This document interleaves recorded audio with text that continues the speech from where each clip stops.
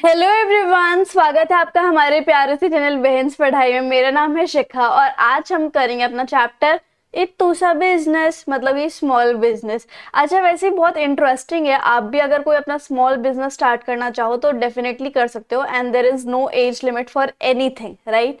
कभी भी किसी भी टाइम पे अगर आपको कोई भी आइडिया है तो आप उसको एमर्ज कर सकते हो, मतलब ट्राई आउट कर सकते हो, एग्जीक्यूट कर सकते हो, एज वेल एज इसमें तो गवर्नमेंट भी आपकी हेल्प करेगी। तो इस चैप्टर में हम बेसिकली स्मॉल बिजनेस से रिलेटेड हर एक फैक्ट को, फिगर को जानेंगे। स्मॉल बिजनेस क्या होते हैं, कैसे हम उसमें पार्टिसिपेट कर सकते हैं, गवर्नमेंट का क्या रोल है, ये सब चीजें। ठीक है, इंटरेस्टिंग चैप्टर, छोटा सा ही है। तो शुरू करते हैं हम आज का चैप्टर। अगर कोई भी डाउट है तो आप मुझे इंस्टाग्राम पे फॉलो करके डीएम कर सकते हो। I will reply as soon possible. And secondly, अगर आपको ये नोट्स चाहिए तो आपको टेलीग्राम पे मिल जाएंगे। दोनों इंस्टाग्राम की और टेलीग्राम की लिंक आपको डिस्क्रिप्शन बॉक्स में मिल जाएगी। ठीक है, तो शुरू करते हैं। ये सब जो नोट्स हैं, बेसिकली इसमें मैंने काफ़ी सारी चीज़ें एडिट करी हैं।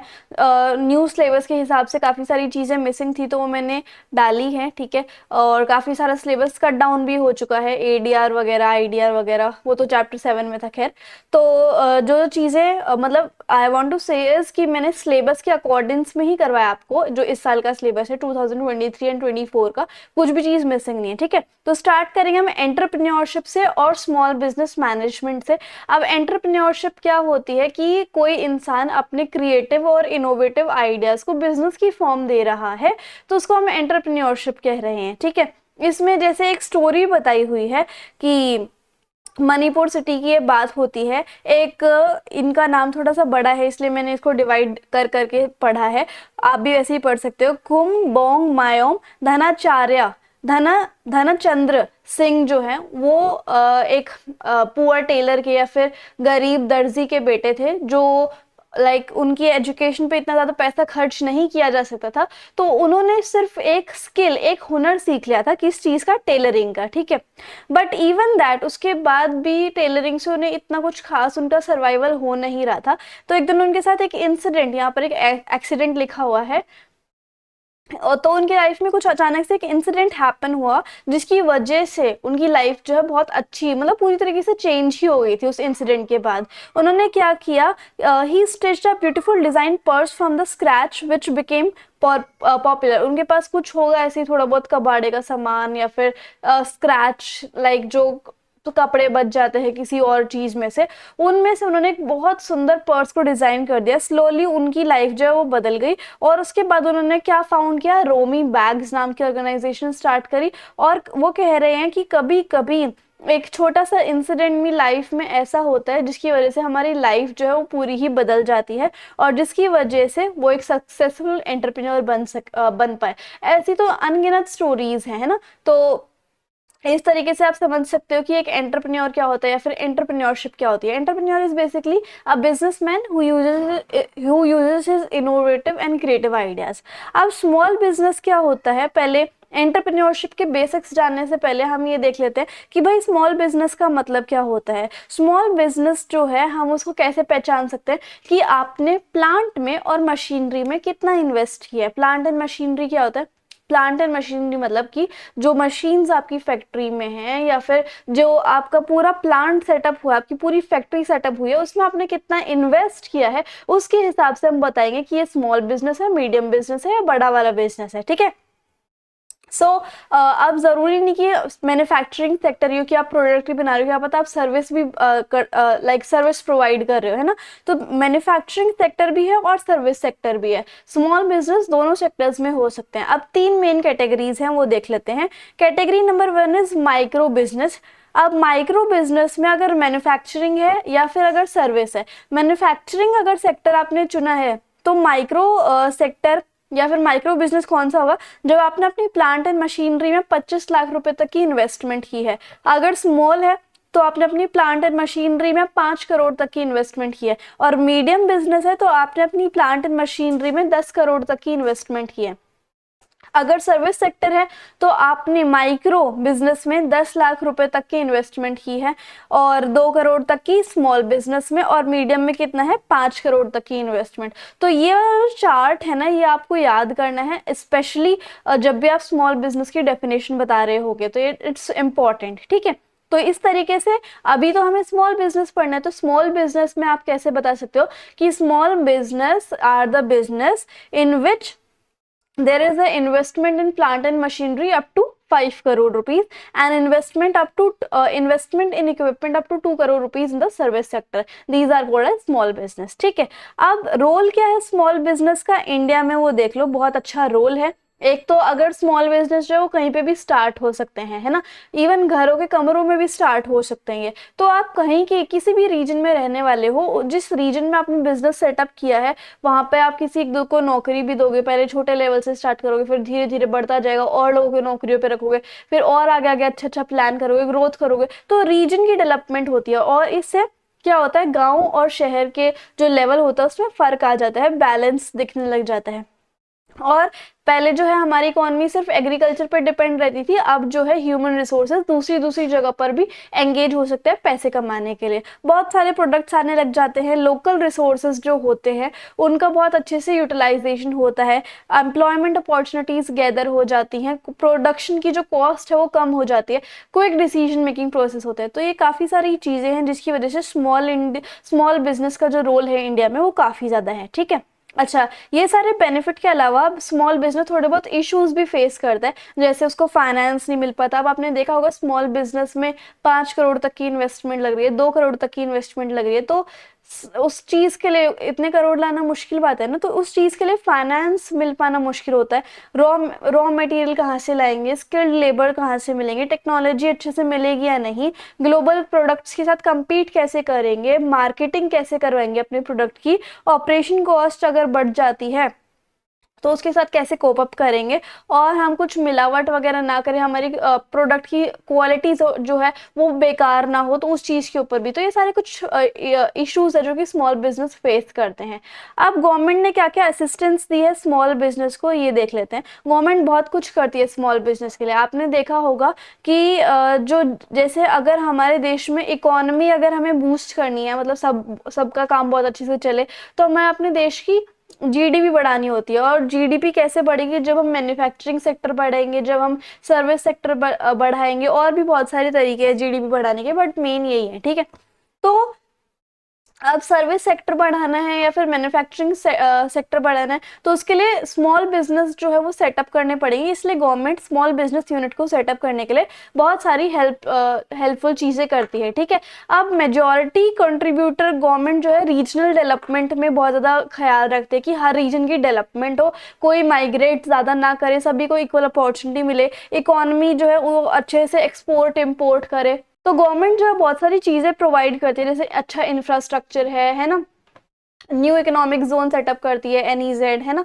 और उसके बाद ट्रेनिंग देती है एंटरप्रेन्योर्स को। आपने भी देखा होगा एंटरप्रेन्योरशिप के बहुत सारे बोर्ड लगे रहते हैं कि हम सिखाएंगे एंटरप्रेन्योरशिप लोगों को। रॉ मटेरियल प्रोवाइड करती है, मार्केटिंग प्रोवाइड करती है। तो अकॉर्डिंग टू ये जो चैप्टर है स्मॉल बिजनेस एंड एंटरप्राइजेस, यहाँ पर बहुत सारे इंडियन गवर्नमेंटल ऑर्गेनाइजेशन के बारे में हमें जानने को मिलेगा, जैसे NABARD, RSBDC, DIC, NSIC, RWED, SFURTI। Basically हमें DIC और NSIC पढ़ना है ना इस चैप्टर में। और ये सब सारी जो ऑर्गेनाइजेशन है ये स्मॉल बिजनेस को अपलिफ्ट करती है, हेल्प करती है। अब हम बात करें कि एंटरप्रेन्योर जो होता है, यानी कि बिजनेसमैन जो होता है, उसके क्या क्या कैरेक्टर्स होते हैं। जैसे आप एक बिजनेसमैन हो तो आपके अंदर क्या क्या खूबी होंगी, बताओ।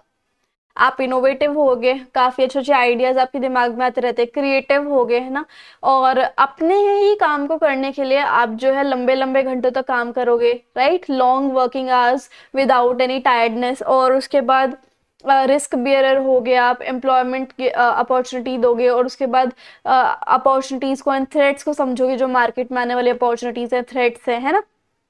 और उसके बाद देखो हर प्रोडक्शन के एस्पेक्ट को साथ लेके आओगे, क्रिएटिविटी वाला मैंने बता दिया। और उसके बाद लेजिटिमेट एक्टिविटी, मतलब कि आप रूल्स एंड रेगुलेशन के हिसाब से चलोगे, सिस्टमेटिक और एक पर्पसफुल एक्टिविटी कर रहे हो, है ना। तो इसलिए ये कुछ एंटरप्रेन्योर के कैरेक्टरिस्टिक्स है, मतलब फीचर्स है कि एक एंटरप्रेन्योर कैसा होता है, एक बिजनेसमैन कैसा होता है। अच्छा, ये जो बिजनेस है है ना। लाइक जो अगर स्मॉल बिजनेस आप स्टार्ट करते हो तो वो स्मॉल बिजनेस जो है आप sole proprietorship, as a sole proprietorship भी स्टार्ट कर सकते हो, एज अ पार्टनरशिप या फिर हिंदू अनडिवाइडेड फैमिली या फिर जॉइंट स्टॉक कंपनी, किसी भी वे में आप स्टार्ट कर सकते हो, ठीक है। और एंटरप्रेन्योरशिप तो मैंने आपको बता दिया, ये एक ऐसा प्रोसेस है जब आप अपना बिजनेस जो है वो सेटअप करते हो जो कि दूसरों से अलग होता है। Getting my point. अब हम बात करेंगे कि स्टार्टअप इंडिया क्या होता है। अब ये जो स्टार्टअप इंडिया है वो क्या था, एक कैंपेन था, नाम तो बड़ा सुना है हमने, है ना। वो एक कैंपेन था, एक टाइप का प्रोग्राम था जो कि गवर्नमेंट ऑफ इंडिया ने स्टार्ट किया था, वो भी कौन से साल में, 2015 में। इसमें क्या होता है, जो एंटरप्रेन्योर्स होते हैं, जो बिजनेस होते हैं, जो अभी अभी आए हैं, उनकी जस्ट छोटी सी स्टार्टिंग हुई है, और अगर गवर्नमेंट को उनका आइडिया बहुत ज़्यादा बेस्ट लगा तो गवर्नमेंट उनको खुद बहुत सारी फैसिलिटीज़ प्रोवाइड करेंगी, जैसे रॉ मटेरियल की, फाइनेंशियल की, मार्केटिंग स्ट्रैटेजीज की, पेटेंट की, कॉपीराइट्स की, ताकि उनका स्मॉल बिजनेस एक लार्ज बिजनेस में कन्वर्ट हो जाए, है ना। इन सारे ग्रेट टैलेंट्स को, जो कि हिडन टैलेंट्स है, पहले उनको फाइनेंशियल सपोर्ट प्रोवाइड करना, उनका ड्रीम एंटरप्राइज सेटअप करना और कंट्रीब्यूशन। अगर जैसे हमारे लाइक स्टार्टअप इंडिया का बेसिक प्रोग्राम क्या था कि अगर हमें अपनी कंट्री की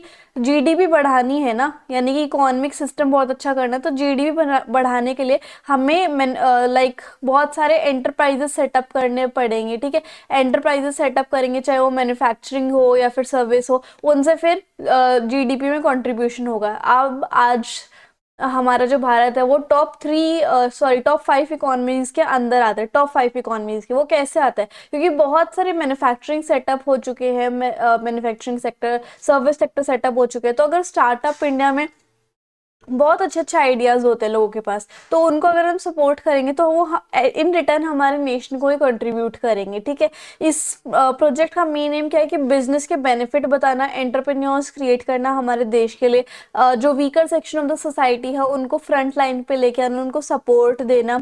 और उससे क्या होगा, हमारी सोसाइटी में कि एंटरप्रेन्योरियल कल्चर आ जाए, उसका एक बीज बोना। तो जो चैप्टर है स्मॉल बिजनेस और एंटरप्रेन्योरशिप, इसमें हमारी जो स्टार्टअप इंडिया प्रोग्राम है वो कैसे कैसे बेनिफिट देती है, लीगल सपोर्ट के, इजी एग्जिट कर सकते हैं, टैक्स उन्हें देना नहीं पड़ेगा पहले 5 सालों तक, और बहुत अच्छी अच्छी फंडिंग भी मिलेगी, जैसे कि boot strapping, crowd funding, angel investment भी आपने सुना होगा, वेंचर कैपिटल, ये सारी कंपनीज आपको फंडिंग भी करेंगी। लेकिन उनकी कंडीशन है, जैसे कि इंडियन सब कॉन्टिनेंट में आपकी एंटिटी या फिर आपकी फर्म या फिर आपकी कंपनी रजिस्टर होनी चाहिए, आपको 5 साल तक हो चुके हो काम करने में, और आपका जो एनुअल टर्नओवर है वो 25 लाख से ज़्यादा ना हो, और बिजनेस जो है वो एक उसका एक इनोवेटिव आइडिया होना चाहिए। इन कंडीशंस को अगर आपका स्मॉल बिजनेस फुलफिल करता है, तभी आपको इन कंपनीज की फंडिंग मिलेगी, इस तरीके से, ठीक है।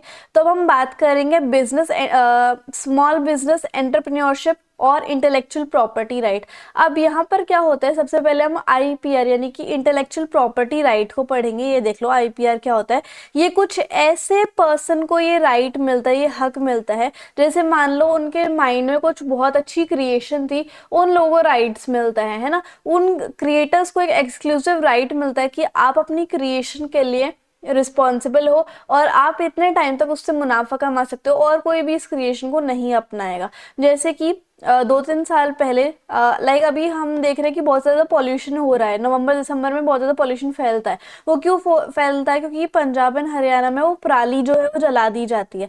तो जो आईआईटी के लोग हैं उन्होंने क्या किया, आईआईटी के इंजीनियर जो है उन्होंने उस पराली से क्या किया, एक मशीन में उसको डाला, और उससे जो कटलरी होती है, पेपर कटलरी, जैसे हम देखते हैं पेपर के डोंगे, प्लेट्स, चम्मच वगैरह बनती है, उस पराली से वो बन जाते थे। तो इससे देखो, इस तरीके से इस इनोवेशन के लिए उनको इंटेलेक्चुअल प्रॉपर्टी राइट मिल सकता है, कि उनकी ये जो क्रिएशन है माइंड की, उनको हम ये राइट दे रहे हैं कि आपकी इस क्रिएशन का कोई और फायदा नहीं उठाएगा, ये आपका है और आप इससे मुनाफा कमाओगे, ठीक है। So that is IPR. और उसके बाद ये कुछ बहुत सारे आर्टिसन को मिलता है ताकि उन्हें कोई लॉस ना हो। और भी बहुत सारे हैं, जैसे कि कॉपीराइट है। कॉपीराइट मतलब कि अगर किसी ने किसी भी का भी काम क्लेम किया कि ये मेरा काम है और है वो किसी और का, तो उसके ऊपर कॉपीराइट किया जाता है। ट्रेडमार्क, और आपकी एक यूनिक पर्सनल आइडेंटिटी होनी चाहिए अपने ब्रांड के लिए, तो उसके लिए आपको ट्रेडमार्क मिलता है, मतलब स्पेशली लोगो वगैरह के लिए। और जोग्राफिकल इंडिकेशन, यानी कि जो प्रोडक्ट्स है उनकी एक स्पेसिफिकल जोग्राफिकल लोकेशन हो और वो किसी जगह और नहीं बनाया जाएगा। और पेटेंट क्या होता है, ये प्रोटेक्शन होती है जो कि गवर्नमेंट ग्रांट करती है इनोवेशन के लिए, कि आपके अलावा इस चीज़ को और कोई भी मैन्युफैक्चर नहीं करेगा। तो ये कुछ टाइप के राइट्स होते हैं जो कि गवर्नमेंट हमें प्रोवाइड करती है। ओके, अच्छा ये भी हो गया हमारा। उसके बाद एक बिजनेस जो स्मॉल स्केल पे ऑपरेट करता है, कम कैपिटल उसको चाहिए होती है, अगर स्मॉल स्केल पे, लेस लेबर लेस मशीन, तो उसको हम स्मॉल बिजनेस कहते हैं।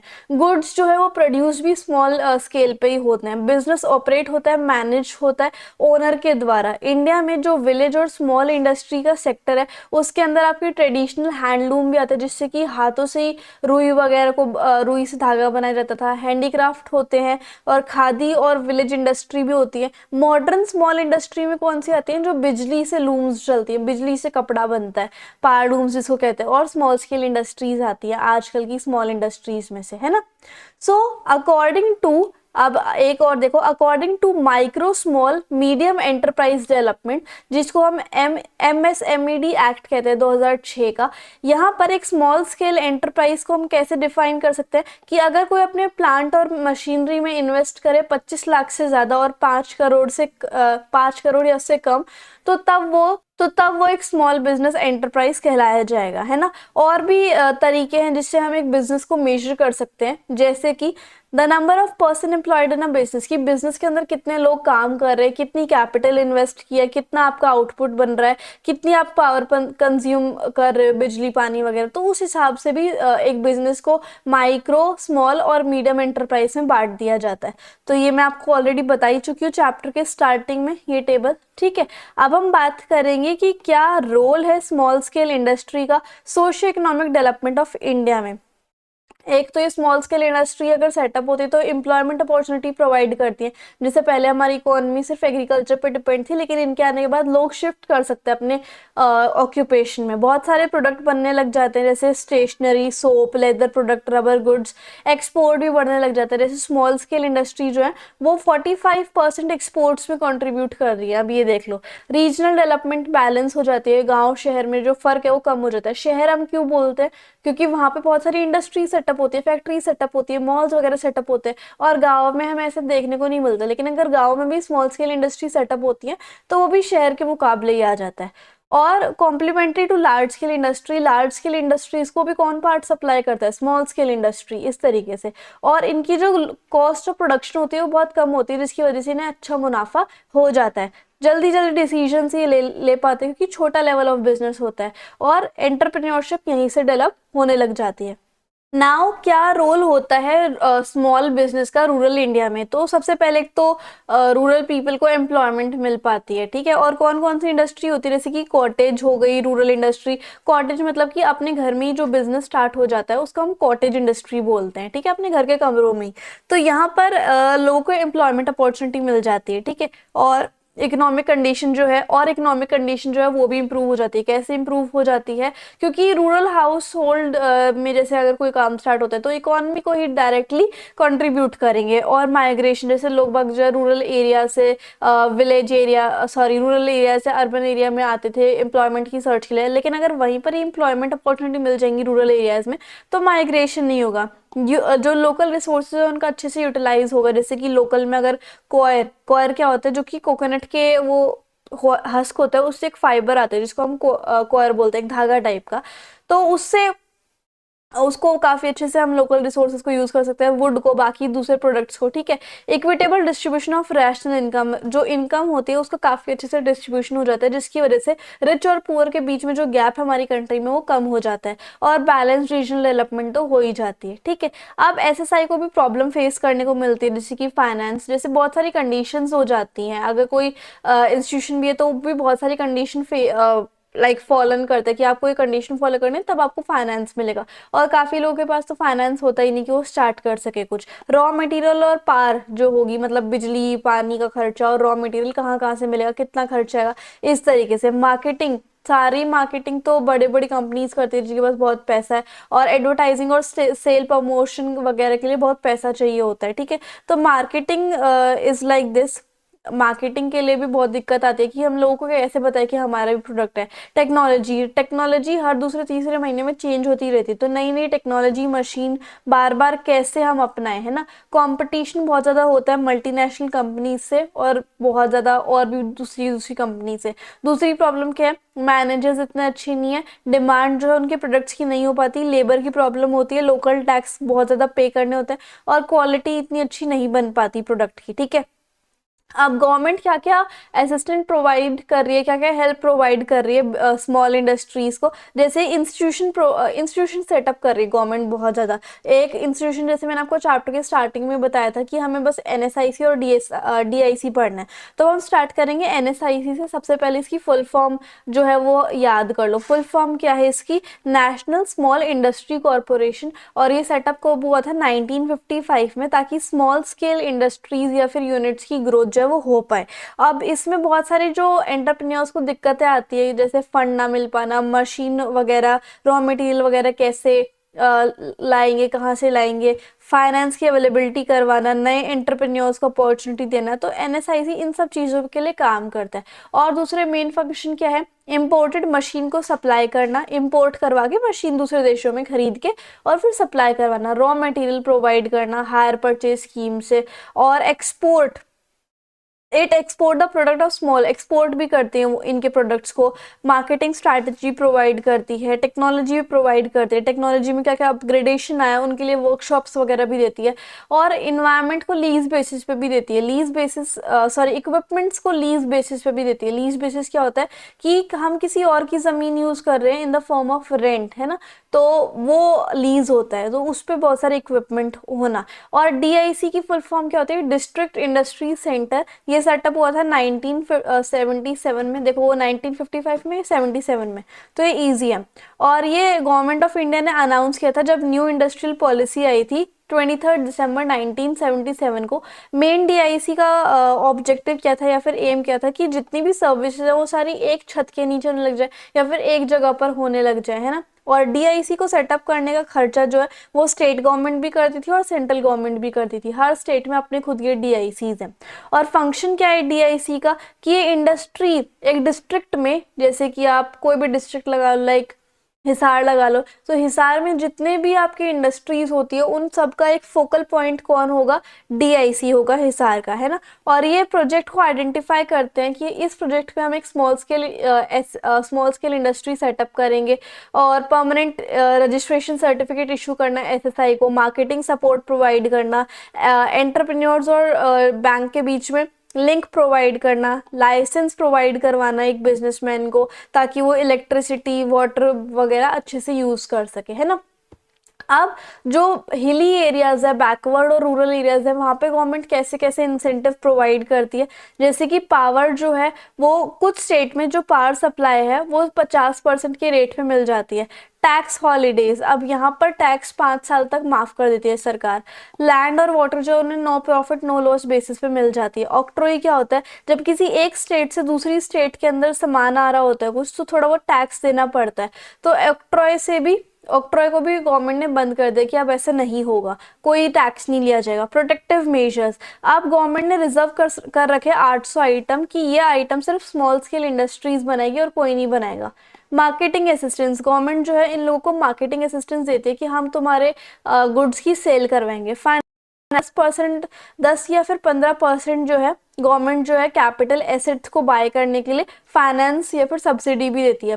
टैक्स, जो सेल्स टैक्स है उसमें भी 5 सालों तक कोई भी सेल्स टैक्स नहीं देना है। और भी बहुत सारे इंस्टीट्यूशन जैसे कि नबार्ड, आरएसबी, डीसी, इनकी फुल फॉर्म याद कर लेना, सिडबी, एनसीईयूएस, आरडब्ल्यूईडी, डब्ल्यूएसएमई और एसएफयूआरटी, स्फूर्ति। तो इस तरीके से हमारे जो चैप्टर है स्मॉल स्केल इंडस्ट्रीज या फिर स्मॉल बिजनेस वाला, वो खत्म होता है। एंड ये सब मैंने लेटेस्ट सिलेबस के हिसाब से ही करवाया है। आई होप आपको मेरा पढ़ाया हुआ और वीडियो काफ़ी अच्छी लगी होगी। So if you like the video and the explanation then please do like, share, comment and subscribe the channel. Thank you so much.